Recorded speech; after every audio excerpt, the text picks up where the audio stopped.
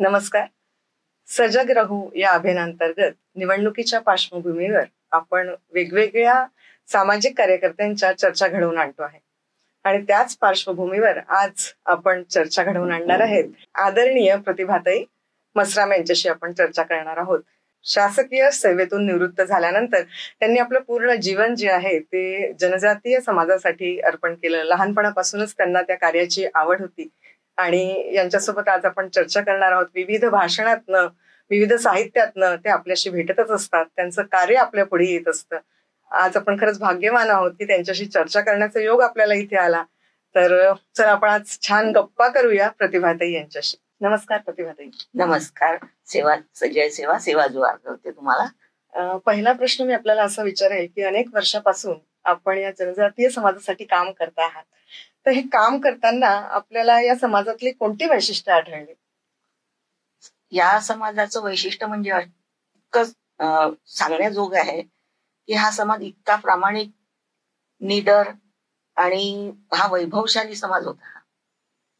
पण दुर्दैवाने ब्रिटिशकालीन अवस्थेमध्ये त्या काळापासून जेव्हा ब्रिटिशकालीन सत्ता असताना नंतर या समाजाचं सगळं विस्कटीकरण झालं. म्हणजे त्या समाजावर इतकं दडपण आणलं गेलं की तो समाज म्हणजे समाजच राहिला नाही. आजही त्याचे प्रत्यंतर असं आहे की गड किल्ले वगैरे सगळं, आणि त्यांच्या ह्याच्यामध्ये इतके लोक असे म्हणजे सांगता येणार नाही.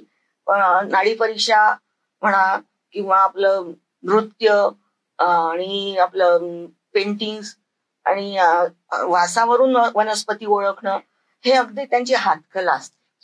म्हणजे इव्हन म्हणजे सांगायचं तात्पर्य म्हणजे माझे जे नाना होते, आईचे वडील, ते अगदी वासावरून कळायचं की त्यांना की ही वनस्पती कोणती आहे. म्हणजे वनस्पती ज्ञान अतिशय म्हणजे खूपच त्या बाबतीत माहीर. आणि कुठल्या त्यांना हेही कळत नव्हतं. नाडी परीक्षा इतकी जोरदार, या आजच्या स्थितीला ती नाडी परीक्षा आपल्याला कळता येत नाही. आणि समाजाने म्हणजे इतका देणगी दिलेली आहे ते खरं म्हणजे या समाजाला, म्हणजे पूर्ण निसर्गाची देणगी म्हणाल की हरकत नाही. इथे निसर्गाला इतकं एकरूप असतात की ते जंगलामध्ये गेले की मस्त एकरूप होऊन जातात. नदीच्या पाण्याच्या तिथे गेले एकरूप होऊन जातात. की म्हणजे नदी पाणी ह्या सगळ्या गोष्टी त्यांना असं आपलंसं वाटतं की वा आपण कोणत्या तरी दुनियेत आलेलो आहोत आणि आपली सगळी संस्कृती हीच आहे. वा वा. मला एक असं विचारावं असं वाटतं की समाजाच्या विकासासाठी सरकारने किंवा शासनाने काही उपाय केलेले आहेत, तर त्या उपायांबद्दल आपण समाधानी आहात का?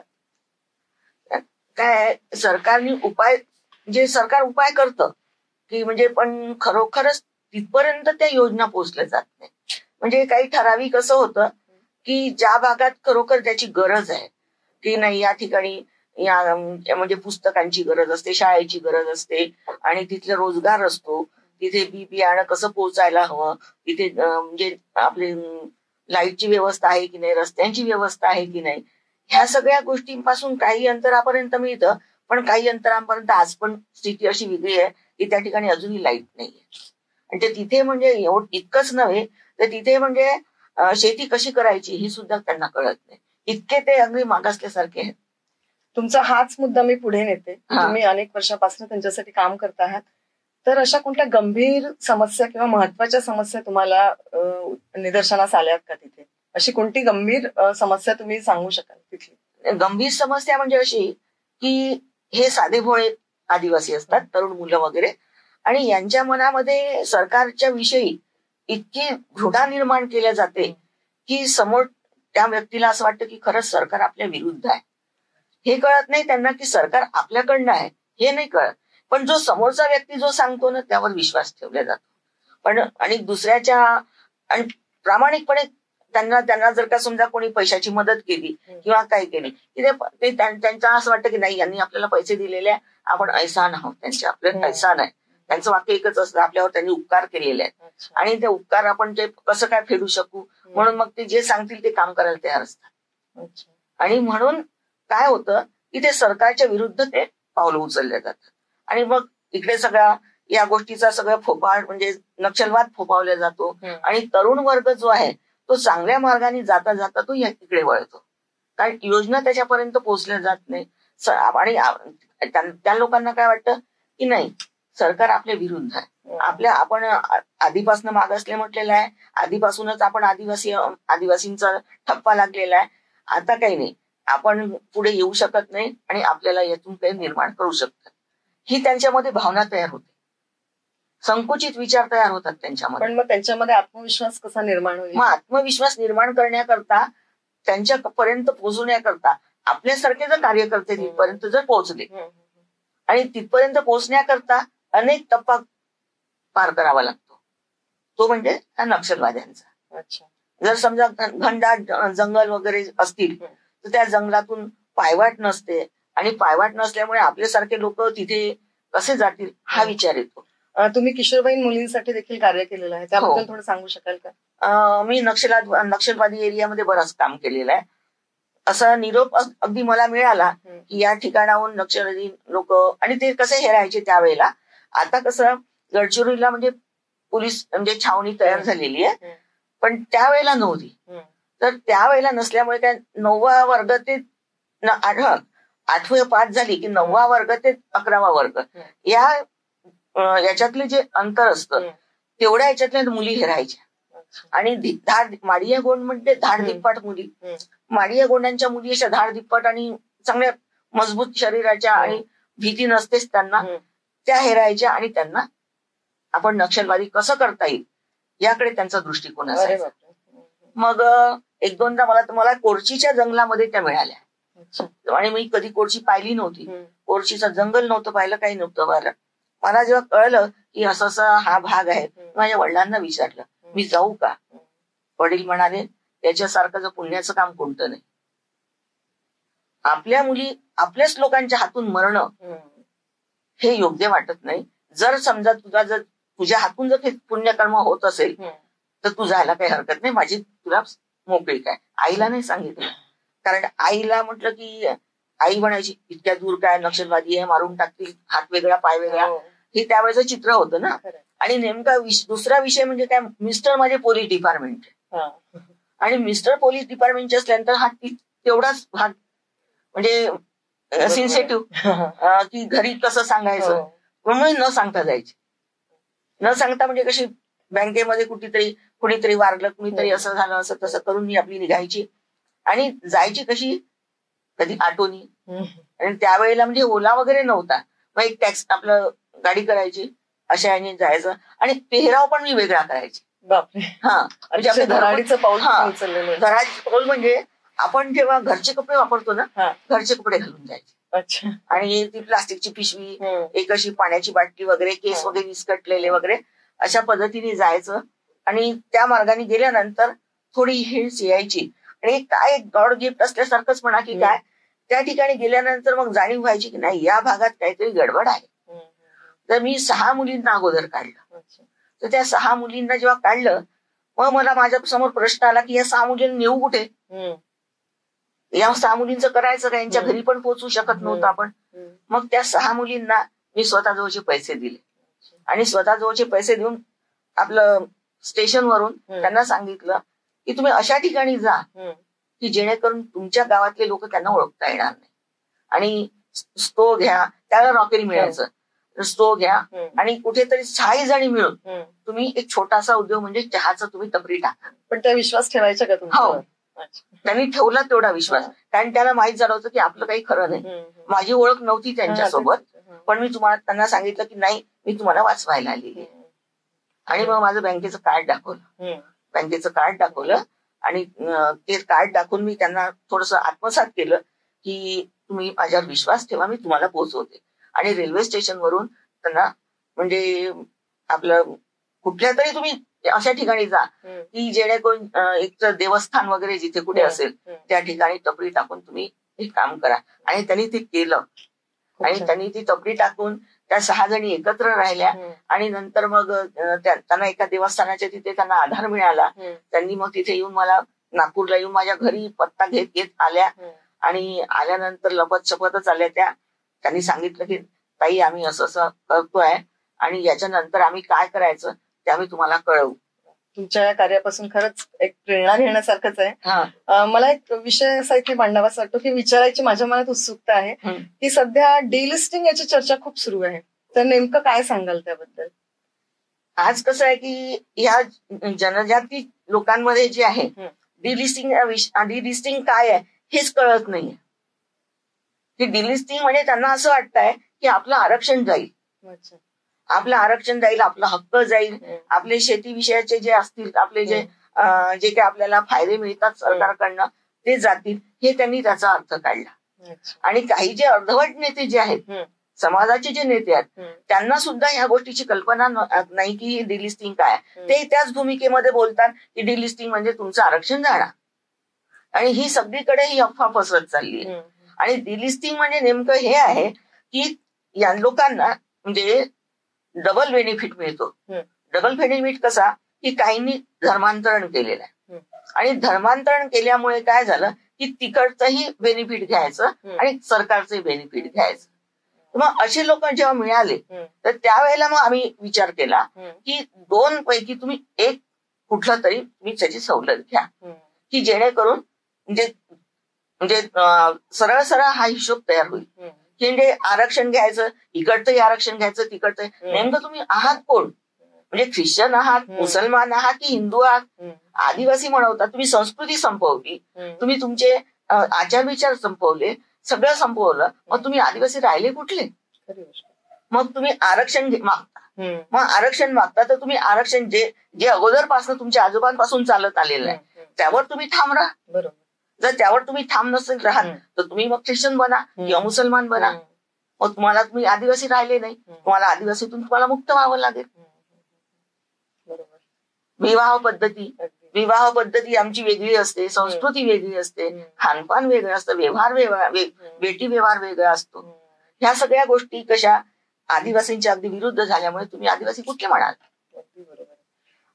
आता निवडणुकीचं वातावरण सगळीकडे आहे, तर या निमित्ताने या जनजातीय लोकांसाठी तुम्ही नेमकं काय आवाहन कराल? आज मी हेच आवाहन करील की आजच्या स्थितीला मी आजच्या या अगोदरच्या 10-12 वर्ष 15 वर्षाच्या अगोदर जी स्थिती पाहिलेली आहे आदिवासींच्या लोकांची वगैरेची स्थिती पाहिलेली आहे, त्यांच्याकरता कोणीच वाकून नव्हतं बघितलं. पण एक 10 वर्षाच्या काळामध्ये या सरकारने जे आदिवासींसाठी पावलं उचलले, म्हणजे आजच्या स्थितीला ना आपले कोविद साहेब ते राष्ट्र झाले, आपले द्रौपदीजी मुर्मू आहेत, त्यांना एक अशा उच्च पदावर नेऊन बसवलं की कोणी कल्पना पण नसेल केली की एक आदिवासी स्त्री आज आपली भारताची एक महामहिम होऊ शकते आणि भारताची प्रमुख व्यक्ती म्हणून गिनल्या जाईल, हे सुद्धा कळलं नसतं.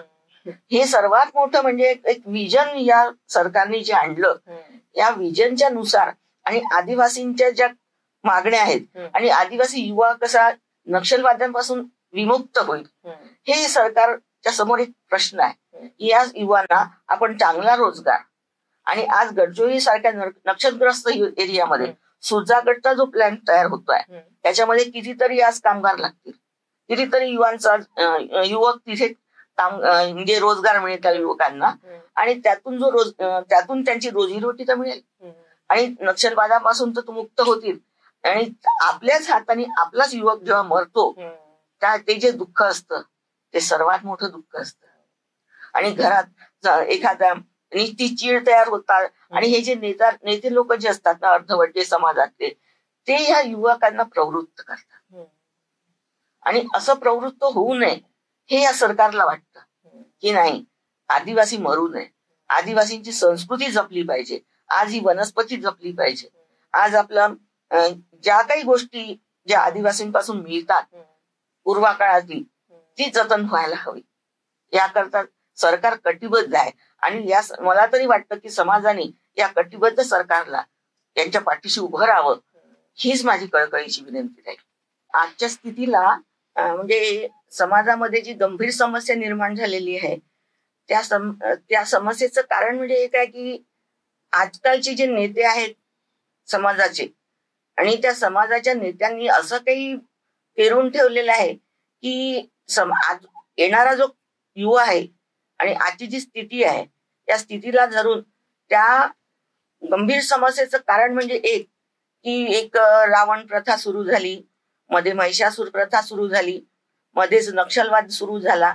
या सगळ्या समीकरणामुळे आजचा युवक जो आहे तो आज पिचत चाललेला आहे, की त्याला एक हे मार्ग दिसत नाहीये की नेमकं आपल्या आदिवासींसाठी काय, म्हणजे पुढे येणारी घटना काय होईल किंवा काय निर्माण होईल हे तो सांगू शकत नाही.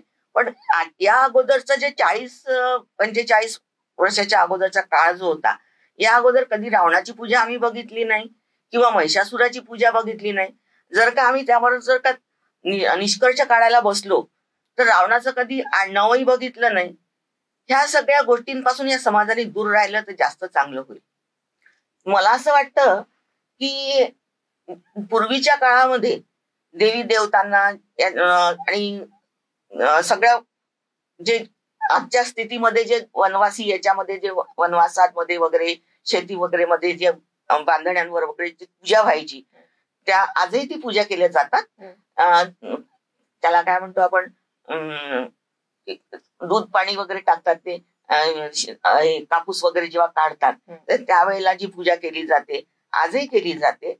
आणि काही लोक जे थोतांड म्हणतात की नाही ही पूजा केल्या जात नाही, इथे आपण रावणाची दगड मांडू आणि याला शेंदूर बिंदूर लावून आपण रावणाची पूजा करू, महिषासुराची पूजा करू, हे कितपत योग्य आहे माहिती नाही. आणि ज्यांनी कोणी ही वार्ता म्हणजे ही पसरवली असेल, मी त्याला एकच विचारू शकते की बाबा कुठेतरी म्हणजे कुठेतरी याचा उल्लेख असेल तर तू आम्हाला दाखव की रावणाचं हे जे अस्तित्व आहे हे कुठेतरी दाखव, की जेणेकरून ही पूजा आणि हे खोटं नाटक संपवायला पाहिजे. ही माझी कळकळीची विनंती आहे. आणि सर्वात मोठ्या समस्यांना हे जे आजच्या येणारी जी पिढी आहे, ही येणारी पिढी जी असते ती येणाऱ्या पिढी करता ही गंभीर समस्या आहे, सर्वात मोठी गंभीर समस्या आहे. कारण एखाद्याने जर पीएचडी करतो म्हटलं की रावणाचं, तर रावणात त्यावेळेला कुठे आडनाव होते का? कोणीतरी उईके सांगतं, कोणीतरी मडावी सांगतं, कोणी काही सांगतं, आणि कुठेतरी मूर्ती सापडली, कुठे काय सापडलं. अरे पण नेमकं खरं काय ते सांगा ना, सत्य समोर आणा. युवकांच्या समोर सत्य आणलं तर समाजाचा आणखीन जास्त विकास होईल. आज एवढ्या भारतामध्ये आज ज्या वेळेला आपलं इतकं मोठं राज्य जे आहे, राजवट आलेली आहे, राज्याची राजवटीचं म्हणजे आज राज्य केलेलं हा समाज आहे, त्यांच्याकडे आम्ही जाऊन जेव्हा बघतो तर त्याही वेळेला तिथे रावणाचं कुठलंही अस्तित्व नाहीये. आणि या अनुषंगाने आम्ही त्या ठिकाणी जाऊन आणखी प्रयत्न करू आणि आजच्या युवकांनी पुढे यावं आणि पुढे येऊन आपल्या भारतीय एकात्मतेला सहकार्य करावं आणि आपली भारताची एकात्मता एकवटून याकरता आपलं काम करत राहावं, हीच माझी इच्छा आहे. आजच्या स्थितीला ख्रिश्चन मिशनरी आणि नक्षलवाद आणि खोटे नरेटिव्ह पसरवणारे हे जे लोक आहेत, या सगळ्या यांच्यापासून आदिवासींचा वर्ग हा कसा वाचवता येईल आणि कशा प्रकारे यांचं डेव्हलप होईल याकरता आपल्या आदिवासी युवकांनी समोर यावं आणि भारताशी, या भारतातल्या मातीशी आपलं जेवढं नातं जुळलं आहे, आपलं नाळ जुळलेली आहे, तेवढे नाळ ही कुठल्याही देशाशी आपल्याला जुळू शकत नाही. आणि याकरता म्हणून आज हिंदुत्वाला आणि भारतीय एकात्मतेला जुळून असणं हे आदिवासींचं मूळ कर्तव्य राहील. यामध्ये मला फार म्हणजे खूप जवळीक वाटते आणि ही जवळीक जर जपून ठेवली तर मला असं वाटतं की आदिवासींचा नक्कीच यामध्ये उदय होईल. प्रतिभाताई, या ट्रायबल एरियामध्ये काम करत असताना असा एखादा हृदयस्पर्शी प्रसंग तुमच्या बरोबर घडला का? काही सांगू शकाल का? नक्की, कारण तो मी कधीच विसरू शकणार नाही. नेमकं काय झालं? नेमकं असं झालं होतं की देवरीला मी एका लग्नाला गेले होते आणि त्यावेळेला नुकतेच मोबाईल सुरू झालेले होते. त्यावेळेला काही खूप मोठे नव्हते झाले. तर जिकडे तिकडे संध्याकाळची वेळ होती, एक साधारण 7-7:30ची वेळ. त्यावेळेला सगळा पूर्ण देवरी गाव ब्लॅकआउट, सगळे ते लग्न घर वगैरे सगळं शांत, आणि नक्षलाईट एरिया म्हणजे भयानक नक्षलवादी तयार झाले असं तिथे होतं चिचगडच्या जंगलामध्ये. तर असंच मला काहीतरी काम होतं म्हणून मी बाहेर निघाली, तर बाजूला बाईचा रडण्याचा आवाज आला आणि खूप जोरात बाबा रो आपल्या ती गोंडी भाषेत आपली ती अशी बोलायला लागली. तर मी त्या दिशेने जात असताना अंधार गुळूप, पण मी त्या दिशेने गेल्यानंतर काय झालं की तिथे मी दृश्य पाहिलं, एका हातात बंदूक आणि दुसऱ्या हातात त्या नुकतंच बाळ झालेलं होतं त्या बाईला, आणि ते बाळ रडत होतं. त्या बाईनी आपल्या हाताने नाळ कापलं, आणि आपल्या हाताने, कारण तिचा नवरा घरी नव्हता, तिच्या सासूला आणायला तो भंडाऱ्याला गेला होता, आणि ती मॅच्युअर झालं ते बाळ. तर त्या बाळाला ती बाई अशी कवटाळत होती, तर त्या नक्षलवाद्यांनी वाल्यांनी त्यांनी त्या बाईला धक्का मारला आणि ते बाळ आपल्या हातात घेतलं. तिने पकडून ठेवली त्याची पॅन्ट आणि खूप जोरजोरात ओरडायला लागली तेवढ्या वेळात. आणि कोणी निघणार नव्हतं त्या गावात, कोणी किती काही ओरडा, पण तिथे काही ते निघणार नव्हतं. नेमकी मी तिथे जाऊन पोहोचल्यानंतर पाहिलं ते दृश्य, मला काही सुचलं नाही. मी आपले मूठ घेतली, मुठीचा ठोसा त्याच्या नाकावर मारला, एक पाय मी त्याच्या गुडघ्याच्या वर मारला. त्याची पकड ढिली झाली, त्या बाळाला जवळ घेतलं, त्या बाईने ती बाई मला बिलगली, आणि त्याला नाकावर ठोसा लागल्यामुळे काय झालं की त्याला तो म्हणजे असा याच्यासारखं बेभान झाला तो, आणि तिथनं मग तो पळून गेला. आता पळून गेल्यानंतर काय झालं की या बाईचं काय करू, मला विचार पडला. तिला कसं तरी त्या अवस्थेमध्ये त्या बाळाला असं लपेटलं, आणि लपेटून आम्ही पोलीस स्टेशन पर्यंत गेलो. पोलीसवाले म्हणायला लागले, तुम्हाला काय गरज आहे, इथे कशाला आले, तुम्हाला माहिती आहे काय, म्हणे जीव धोक्यात घालून काय उपयोग आहे वगैरे, नसल्या 10 गोष्टी मला सुनावल्या. म्हटलं आता इथे काय आपल्याला ठिकाणा मिळत नाही, म्हणून आम्ही रस्त्यावर आलो. तर एक तिकडनं एक जीप येत होती, त्या जीपवाल्याला हात दाखवला, आणि ती अवस्था पाहून आम्हाला त्यांनी घेतलं. त्यांना म्हटलं आम्हाला फक्त भंडाऱ्यापर्यंत सोडा, आणि नंतर मग तुम्ही जा म्हटलं पुढे. आणि आम्ही सांगितलंच नाही की असं काय आमच्याशी घडलं वगैरे म्हणून. आणि मग तसंच नेऊन त्या बाळाला असं माझ्या पदराखाली वगैरे आपलं पूर्ण मी आपली रक्ताने वगैरे भरून गेलेली होती, आणि ते बाळ कसं पकडायचं असं झाकून ठेवलं. आता हे नुकतंच जन्माला आलेलं बाळ, त्याच्यावर कुठे कपडे बिबडे, असं झाकून ठेवलं, आणि तसंच झाकून, आणि कुठल्या गल्लीने नेलं होतं मला अजूनही त्या भंडाऱ्याची गल्ली आठवत नाही. आणि तिथपर्यंत गेली, तिने तिच्या नवऱ्याच्या आणि सासूच्या स्वाधीन केलं. आणि त्याच ते म्हणायला लागले की म्हणे चला मी तुम्हाला नागपूरपर्यंत पोहोचतो. नागपूरपर्यंत आले, आणि घरी कोणालाही माहिती नव्हतं की मी कुठे गेली, काय गेली. खरोखर तुमच्या या कार्याला सलाम. आणि ते सगळे कपडे मी आपले उलटे घातले आणि आईसमोर, आणि तशीच पळत मी घरी जाऊन आपले निवांत बसले. असं दिसू दिलं नाही की अशी काही माझ्यासमोर घटना घडली. खरंच सलाम तुमच्या या कार्याला. असा एकूण एक हा असा प्रवास आहे. आणि अशा प्रवासामध्ये आपण एका महिलेला जर का आपण वाचवलं, तर त्यापेक्षा पुण्य अजून दुसऱ्या कुठलं नसतं. हेच तर देशकार्य, देवकार्य आहे ना, ते तुम्ही मानता. बस हेच माझ्या हातून कार्य घडत राहो, आणि अशाच मुलाखती आपण घेत असू. धन्यवाद. वा प्रतिभाताई, आज आपल्याशी मनमोकळ्या गप्पा मारल्या, आणि खरोखर जनजातीय समाजासाठी तुम्ही काय कार्य केलं आहे हे आम्ही आज जाणून घेतलं. खूप छान वाटलं. धन्यवाद. धन्यवाद.